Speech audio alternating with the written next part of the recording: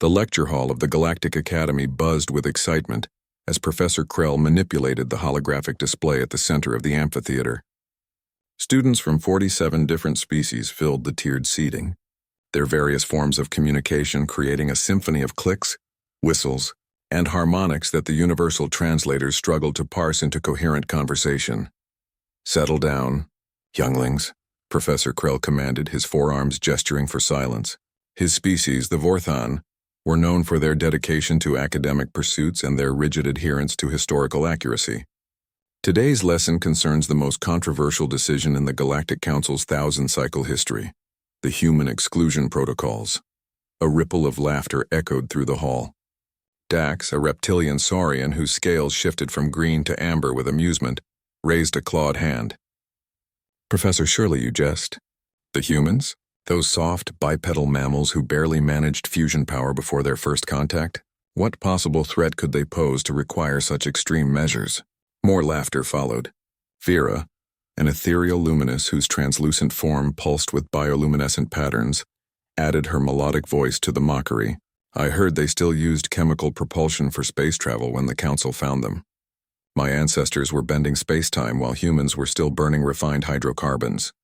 Professor Krell's expression remained neutral, though his secondary eyes narrowed slightly. "Your amusement is noted, but perhaps premature.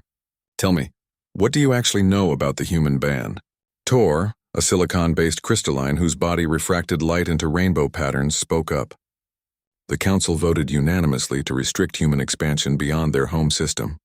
They cited aggressive tendencies and inability to integrate with civilized species. It happened 200 cycles ago, and humans accepted it without resistance. Proof of their weakness. Without resistance," Professor Krell repeated slowly. "An interesting interpretation. Computer, display Archive 779 Alpha." The holographic display shimmered, revealing a blue-green planet orbiting a yellow star. Earth, the human homeworld, rotated peacefully in the projection. The image zoomed out to show the entire Sol system, surrounded by a faint shimmer that most students recognized as a containment field generated by Council technology.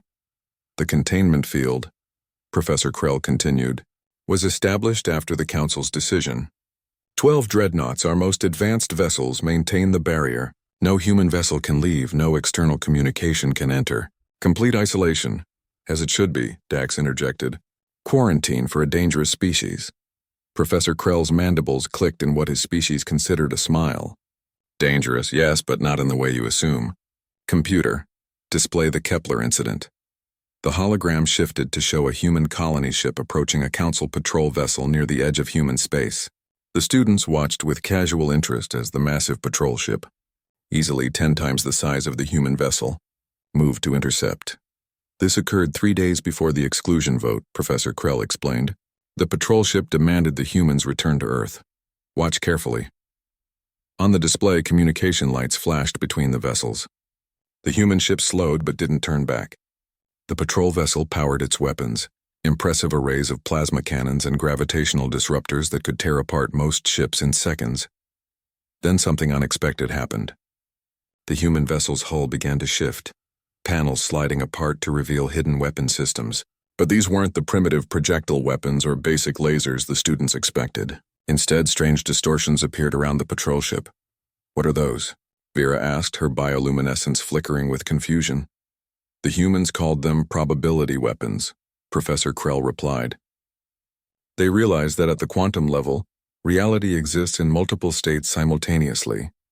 They found a way to selectively collapse probability waves to create impossible scenarios. The patrol vessel's shields, rated to withstand direct hits from stellar phenomena, simply ceased to exist, not destroyed or overloaded, but retroactively never installed. The ship's hull began aging rapidly in some sections while reversing in others, creating structural impossibilities that tore the vessel apart from within." The lecture hall fell silent. "The patrol ship's crew survived," Professor Krell assured them. "The humans carefully calibrated their attack to disable, not destroy. They rescued every crew member, provided medical care, and returned them to Council space with a message." "What message?" Tor asked, his crystalline form dim with apprehension. "They said, 'We choose peace, but we are prepared for war. Judge us by our actions, not your fears.'" The professor gestured, and more footage began playing. This is from the Council deliberation. Pay attention to Admiral Thane's testimony. A figure appeared in the hologram, a distinguished Altarian whose 6 eyes focused on unseen questioners. The human technology is unlike anything we've encountered. They developed it in less than 50 cycles after first contact.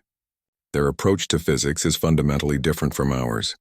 They see reality as malleable, probability as a tool. Their military doctrine emphasizes minimal casualties and maximum psychological impact. The scene shifted to show council members debating. A Makari representative, insectoid and pragmatic, chittered rapidly. If they can develop such weapons so quickly, what might they achieve in 100 cycles? 1,000. Precisely the council's fear, Professor Krell said. But there's more. Computer, show the Mars Gambit. New footage appeared showing the red planet in the Sol system. Council observers had maintained secret surveillance despite the communication blackout. The students watched as Mars transformed over decades, its red surface giving way to green and blue, atmosphere thickening, cities rising from the rust-colored dust. Terraforming, Dax said dismissively. Many species can do this. In 200 cycles? Professor Krell challenged. Starting with 19th century technology? The Vorthon took 3,000 cycles to achieve basic terraforming.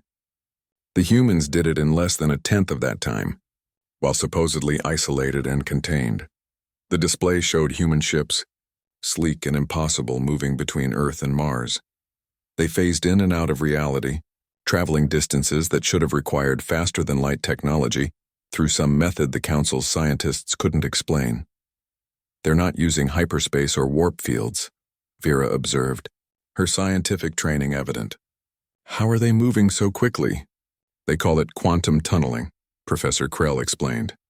They don't travel through space. They convince the universe they're already at their destination. The probability of being somewhere else becomes certainty. Tor's form brightened with sudden understanding. They're not contained at all. They could leave any time they wanted. Correct, the professor confirmed. The containment field is theater. They remain by choice, not compulsion. Computer, show the Proxima message. A new image appeared, a human in a simple uniform, standing in what appeared to be an ordinary room. The timestamp indicated it was recorded just 1 cycle ago, well after the containment field's establishment. Greetings to the Galactic Council, the human said, speaking perfect galactic standard despite the supposed communication blackout. We are humanity. We know you watch us, study us, fear us. Your fear is understandable but unnecessary. We remain within our system not because we must, but because we choose to respect your wishes. The human gestured and the wall behind him became transparent, revealing a shipyard. Hundreds of vessels unlike anything the students had seen floated in organized formations. Ships that seemed to exist in multiple dimensions simultaneously, their hulls shifting between states of matter. We have prepared, the human continued. Not for war, but for the day you realize we are not your enemy. We have cured diseases that plague your worlds, developed technologies that could end scarcity, created art that transcends species barriers. We wait patiently for fear to give way to wisdom. The human smiled, an expression that seemed genuinely warm despite the gravity of the situation. We could have resisted the ban. We could have fought. Instead, we chose to prove ourselves through patience. We are humanity. We adapt, we overcome. But most importantly, we choose who we become. We choose to be your friends when you're ready. The message ended, leaving the lecture hall in stunned silence. But Professor, Dax said slowly, his scales now a subdued blue, if they can do all this, why accept the ban? Why not simply leave? Professor Krell's forearms spread in what his species considered a profound gesture. That is the question the Council struggles with. Perhaps the humans understand something we don't. Perhaps true strength isn't demonstrated through force but through restraint. What happens when the ban is lifted? Vera asked quietly. If, Professor Krell corrected, if the ban is lifted, some council members believe humanity represents our future evolution, not as a species but as a galactic community. Others fear that releasing them would fundamentally change the balance of power. He paused, looking at each student in turn. What you've seen today is classified beyond your current level. I show you this because you are the future of the galaxy. Someday you will vote on humanity's fate. When that day comes, remember that they could have been our conquerors but chose to be our neighbors. They could have ignored our fears but chose to respect them. The professor dimmed the lights, leaving only the image of Earth floating in the hologram. The humans have a saying, "With great power comes great responsibility." They've shown they have power beyond our understanding.